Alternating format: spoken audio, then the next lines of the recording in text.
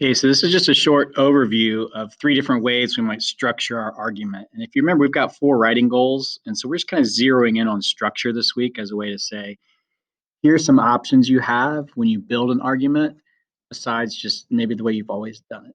Okay, it's a way to add sophistication to our writing is by focusing on how we build it. And so we're just focusing on three types of, some people call these types of reasoning, but they're also ways to build your argument. And one is deductive, one is inductive, and one is Rogerian.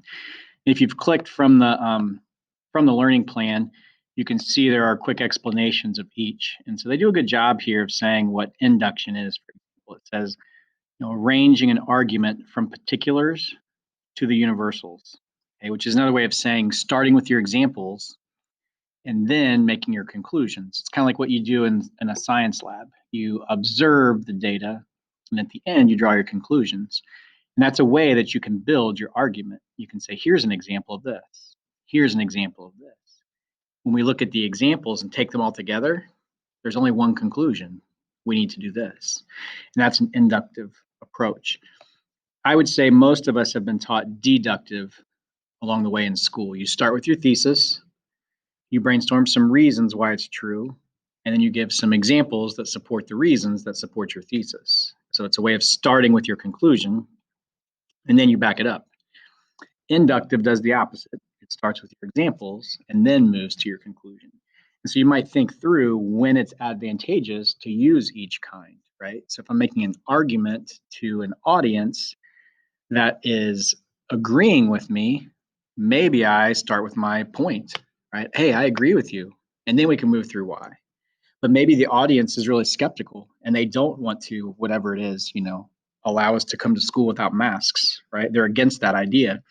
I might start with an inductive example and say, hey, look at this student from this state where they don't have to do this. Look at this study that was done here. As we look at these examples, then I can lead them to the conclusion that maybe we should rethink our mask policy, for example. Okay, so that would be an inductive approach. Different structure determined by my audience.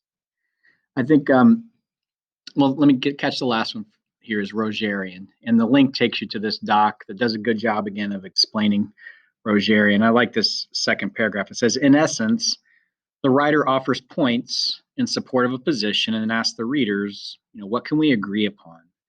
What might be the benefits of seeing the argument one way rather than another? And it walks through some very specific steps where you establish possible objections. You talk about possible benefits for the person who is in opposition to you, right? That's this fourth one.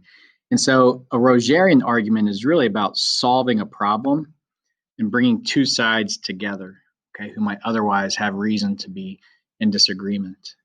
And it's a very powerful argument. And again, if you take some time to go through the stages, it's a very methodical structure, okay? It's just another way to build, come back to our blueprint, it's a way to build your argument. This last visual I think is helpful. It just shows deductive moves from general to specific. Inductive moves from specific to general, okay? And I think many of you did an inductive piece with writing challenge number 1, where you said, here's this picture, and you started with that example, and then you broadened out to a memory, maybe, okay, and left us with a take-home message. Here, I like this picture too for Rogerian.